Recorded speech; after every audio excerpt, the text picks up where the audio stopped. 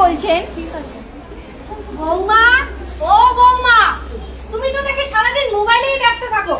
বাচ্চাটাকে যে ঠিকঠাক মতো বুকের দুধ খাওয়াতে বলেছিলাম, খাইয়েছো তো? আর খাওয়ানোর আগে যে শাল দুধটা ফেলে দিতে বলেছিলাম, দিয়েছো তো? হ্যাঁ মা, দিয়েছি। দিলেই ভালো বাপু, তুমি তো সারাদিন শুধু ফোন আর ফোন। মা স্তন্যপান করাতে করাতে মোবাইল দেখছে, সেই সময় তার এক সমবয়সী প্রতিবেশীর প্রবেশ। কি গো দিদি, কেমন আছো? আগের থেকে ভালো আছো তো? হ্যাঁ গো, ভালো আছি। এসো এসো, বসো বসো। বসো। কি দেখছো এমন ফোনে? আরে আর বলো না, দিন দিন কেমন যেন না মোটা হয়ে যাচ্ছি, নিজেকে একটু ভারী ভারী লাগছে, তাই একটু দেখছিলাম যে কিভাবে নিজের ওজনটা কমানো যায়। হ্যাঁ গো, আমারও মনে হচ্ছে যে তুমি আগের থেকে কেমন যেন হয়ে যাচ্ছে। কেমন যেন দেখতে লাগছে তোমাকে। হয়তো বাচ্চাকে দুধ খাওয়ানোর ফলে এমনটা হচ্ছে, নিজে খেয়াল রাখতে পারো তো। কিন্তু কি করব বলো, বাচ্চাটার মুখের দিকে তাকিয়ে ওকে তো আমার বুকের দুধ খাওয়াতেই হবে। তাহলে কি করব তুমিই বলো। আরে এত ভাবছো কেন? বাচ্চাদের জন্য তেমন কত রকমের খাবার উঠেছে বাজারে। ল্যাকটোজেন, পাউডার দুধ, ওইসব খাও। আর নাহলে নিজে ব্যায়াম করো, ওষুধপত্র খাও। জানো তো, আমিও না তাই ভাবছিলাম, কিন্তু তুমি তো জানোই আমার শাশুড়ি মাকে, সেই পুরোনো দিনের রীতি মেনে আজও চলে। একবার যদি জানতে পারি না দিদি, পুরো বাড়ি মাথায় করে নেবে গো। ঠিক আছে, কিন্তু এসব তুমি লুকিয়ে লুকিয়েও তো করতে পারো।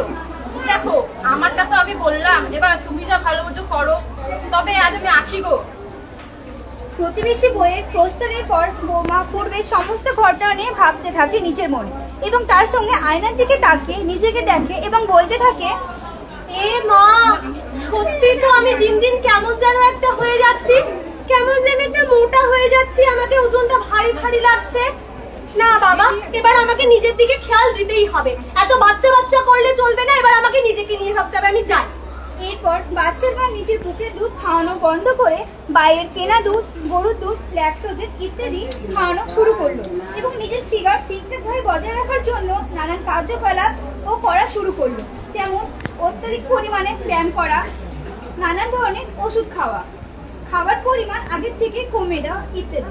এইভাবে প্রায় অনেকদিন কেটে যায়।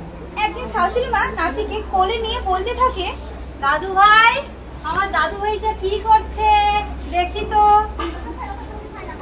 আমার দাদু ভাইটা দিন দিনে তো শুকিয়ে যাচ্ছে কেন? আর গায়ে কি জ্বর? বৌমা, বৌমা, কি হয়েছে মা, আপনি চিল্লাচ্ছেন কেন? বাচ্চাটার দিকে একটু খেয়াল দিতে পারো না? দেখছো তো গায়ে কত জ্বর। ওই দেখি, সকাল থেকে তো ভালোই ছিল। যদি ভালো থাকতো তাহলে কি আমি তোমাকে বলতাম? শুনুন মা, আমার বাচ্চা আমি বুঝে নেবো, আপনাকে না তো ভাবতে হবে না আমার বাচ্চাকে নিয়ে। বাবা বাবা, আমি ভাববো না তো কে ভাববে? আমার একমাত্র বংশের প্রদীপ যদি নিভে যায়। শুনুন, আপনার বংশের প্রদীপ হতে পারে, তাকে আমি গর্ভে ধরেছি, আপনার থেকে আমার চিন্তাটা বেশি, বুঝলেন? শুধুমাত্র গর্ভে ধরলেই মা হওয়া যায় না। আজকে বাবু বাড়িতে আসুক, আমি যাকে ইচ্ছা বলুন। সারাদিন বাড়িতে কি হয়েছে তোমাদের? দেখো না, দেখো না, বাচ্চাটার গায়ে কি জ্বর, ওর কোনো কাণ্ডব জ্ঞান নেই। সারাদিন শুধু ফোন, রূপচর্চা নিয়েই ব্যস্ত থাকে। কি বলবো বলো তো, একটু বলো তো। তোমরা কথা কাটাকাটি করো না, আমার দাদু ভাইয়েরও এরকম হয়েছিল। আমি এক কবিরাজকে দেখিয়েছিলাম, 2 দিনে জ্বর কমে গেছিল। উনি খুব ভালো, তুমি একবার ওর কাছে তাড়াতাড়ি এক্ষুনি নিয়ে যাও। ঠিক আছে। আরে ওই যে ভোলা বাবার মন্দিরটা আছে না, শুনেছি সেই মন্দিরটা খুবই জাগ্রত। তোমরা না একবার বাচ্চাটাকে ওখানেই নিয়ে যাও, দেখবে তাড়াতাড়ি সুস্থ হয়ে যাবে। এখন তো আর এত দূরে নিয়ে যাওয়া সম্ভব নয়। তোমরা কোনো এক কাজ করো, সামনেই তো শঙ্কর কালী মন্দিরের পাশে বুড়ো বটতলার নিচেই বসে ওই যে ভৈরব বাবা, তোমরা বরং বাচ্চাটাকে ওখানে একবার এক্ষুনি নিয়েই চলো। দিদি, আমরা তো চিনি না, একটু নিয়ে চলো না। ঠিক আছে, ঠিক আছে, আপনি আমি ওকে নিয়ে ধরুন, যাচ্ছি। আমি রেডি হয়ে আসি। তোমার কোনো কাণ্ডব জ্ঞান নেই। বাচ্চাটার এই অবস্থা, তুমি রেডি হবে? না না, চলুন চলুন।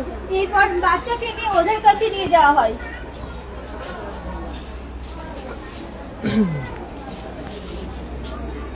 জয় বাবা, জয় বাবা। কি হয়েছে বল? বাবা দেখুন, আমার নাতিটার গায়ে কি জ্বর, কোনো দাঁড়া, সমস্যা তো নেই। এদিকে নিয়ে আয়।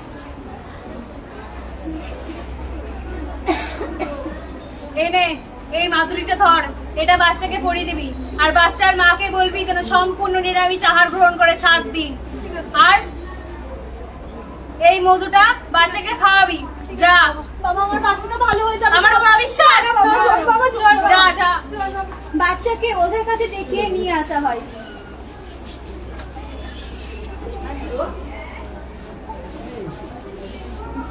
না, বাচ্চাটাকে দিন তো, দিন।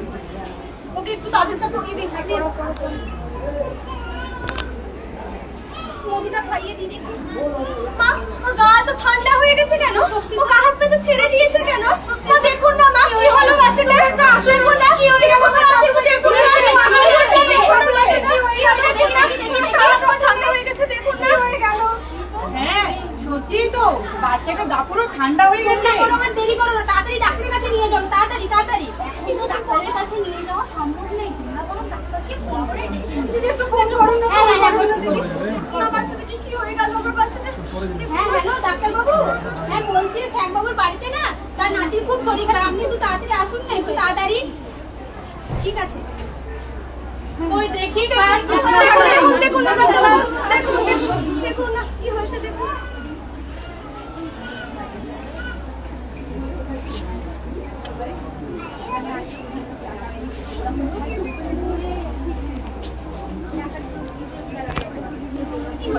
আপনারা তো অনেক দেরি করে ফেলেছেন, বাচ্চাটা তো আর বেঁচে নেই।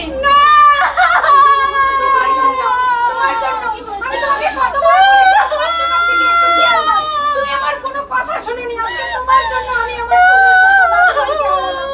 তোমার জন্য তোমাকে আমি কোনোদিন ক্ষমা করবো না, কোনোদিন না। হয়ে গেছে। এই ঘটনা ঘটে যাওয়ার বেশ কিছুদিন পর আশাকর্মী ও এএনএম দিদির প্রবেশ। ওই গো বাড়িতে কেউ আছো? হ্যাঁ হ্যাঁ দিদি আসুন আসুন, বসুন বসুন। শুনলাম তোমার বাচ্চা হয়েছে, বাচ্চা মারা গেছে, কি হয়েছিল? আর বলবেন না দিদি, আপনি তো সবই জানেন। আমার দোষেই, আজকে নিজের দোষে আমি বাচ্চাটাকে হারালাম। আমার নিজের দিকে খেয়াল রাখতে গিয়ে বাচ্চাটাকে আমি শেষ করে ফেললাম দিদি। সব আমার দোষেই, এর জন্যই এই বাচ্চাকে একদম বুকের দুধ খাওয়াবো না, জানেন দিদি? কেন বাচ্চার জন্মের পরে যে প্রথম শাল দুধটা হয় সেটা খাওয়াওনি? না তো দিদি, ওটা তো মা খাওয়াতে বারণ করেছিল। ওটা খাওয়াতে হয়? হ্যাঁ, ওতে তো খুব পুষ্টি থাকে, ওটা বাচ্চার জন্য খুবই উপযুক্ত। কিন্তু আমাদের গায়ের লোক যে বলেছিল ওটা বীজ দুধ, তাই তো আমি বৌমাকে বলেছিলাম ফেলে দিতে। আমি তো জানতাম না দিদি। দেখলেন তো মা, আজকে আপনার জন্যই আমার বাচ্চাটা আমার কাছে নেই, শুধুমাত্র আপনার জন্যই আমার বাচ্চাটা নেই। আমার জন্য? আর তুমি কি করেছিলে? তুমি লুকিয়ে লুকিয়ে যে ব্যায়াম করতে, খাওয়া দাওয়া ছেড়ে দিয়েছিলে, বাচ্চাকে বুকের দুধ দিতে না, ঔষধপত্র খেতে, সেগুলো কে করেছে? আমি করেছি না তুমি করেছো? এখন আমাকে দোষারোপ করছো? কি মেয়ে মানুষ এখন আমাকে দোষারোপ করছে গো? তোমরা এগুলো করেছো? আর কি করেছো? বাচ্চাকে কিছু খাইয়েছিলে? হ্যাঁ, ওঝার কাছে নিয়ে গেছিলাম, মধু খাইয়েছিলাম। ওঝার কাছে নিয়ে গিয়ে এই যুগে মধু খাইয়েছো? এখন কেউ খাওয়াই এসব? তাহলে তো এখন কান্নাকাটি করে কিছু হবে না। আমরা তো জানতাম না। যা হওয়ার তো হয়ে গেছে।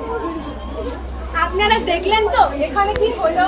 প্রথমে যখন শাশুড়ি মা তার বৌমাকে বললো শাল দুধটা ফেলে দিতে, সেটা কখনো ঠিক নয়।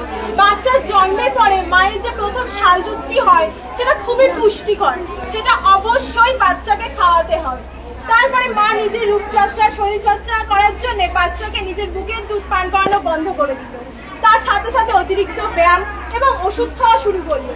তাছাড়াও নিজের খাওয়া কমিয়ে দিল, যেটা একদমই মা এবং বাচ্চার জন্য ঠিক নয়, যার ফলে মা এবং বাচ্চা দুজনেই অসুস্থ হয়ে পড়বে। মা এই প্রথম বাচ্চার জন্মের পর প্রথম 6 মাস বাচ্চা মায়ের কাছ থেকেই পুষ্টি পায়। মা যদি ঠিকভাবে পুষ্টিকর খাবার না খায় তাহলে বাচ্চাও ঠিকভাবে পুষ্টি পাবে না। আর কোনো ওষুধ নেওয়ার আগে মাকে অবশ্যই ডাক্তারের পরামর্শ নিতে হবে। এবং মায়েদের জন্য ব্যায়াম ভালো, কিন্তু সেটা যেন অতিরিক্ত না হয়, যেটা মা এবং বাচ্চা দুজনেরই ক্ষতি করবে। তারপর বাচ্চাটি যখন অসুস্থ হয়ে গেল, তখন বাচ্চাটিকে নিয়ে ডাক্তারের কাছে না নিয়ে গিয়ে ওঝার কাছে নিয়ে যাওয়া হলো, যেটা একদমই ঠিক না। বাচ্চাটি যখন অসুস্থ হলো তাকে অবশ্যই ওঝা ছেড়ে ডাক্তারের কাছে নিয়ে যাওয়া উচিত। ওঝা আমাদের সমাজের কুসংস্কার মাত্র, সেই জন্য অবশ্যই কোনো অসুবিধা হলে আগে ডাক্তারের পরামর্শ নেবেন। তারপরে আপনারা দেখলেন যে যখন বাচ্চাটি মারা গেল তারা একে অপরকে দোষারোপ করতে শুরু করেছে, তখন আর দোষারোপ করে কোনো লাভ নেই। সবার প্রথম বাচ্চা জন্মের পর প্রথম 6 মাস অবশ্যই মাকে বাচ্চাকে নিজের দুধ পান করাতে হবে। তারপর 2 বছর পর্যন্ত মা বাচ্চাকে নিজের বুকের দুধ পান করানোর সাথে সাথে তোলা খাবারও খাওয়াতে পারে। বাচ্চাকে যে দুধ পান করার ফলে শুধু বাচ্চারই উপকারিতা হয় সেটা নয়, মারও উপকারিতা হয়। মার স্তন ক্যান্সার কমে। তাছাড়াও মার যে গর্ভাবস্থায় যে ফ্যাট জমে সেটাও ওজন কমাতে সাহায্য করে ব্রেস্ট ফিডিং এর ফলে। স্তন্যপান করার ফলে মা এবং বাচ্চা দুজনেরই উপকৃত হয়। সেই জন্য অবশ্যই প্রথম 6 মাস মা নিজের বুকের দুধই বাচ্চাকে পান করাবে। আমরা এখানে এই নাটকটি করলাম, তার মূল উদ্দেশ্য এটাই, মাকে সহযোগিতা করা, মা যেন বাচ্চাকে নিজের স্তনপান করায়। আমরা এই নাটকটি করলাম এই জন্যে যে 1 আগস্ট থেকে 7 আগস্ট পর্যন্ত বিশ্ব স্তনপান দিবস চলছে, তার জন্য। এখানে কি হলো আপনারা বুঝতে পারলেন তো? এই নাটকটি দেখার জন্য এবং আমাদেরকে সহযোগিতা করার জন্য অনেক অনেক ধন্যবাদ। নমস্কার।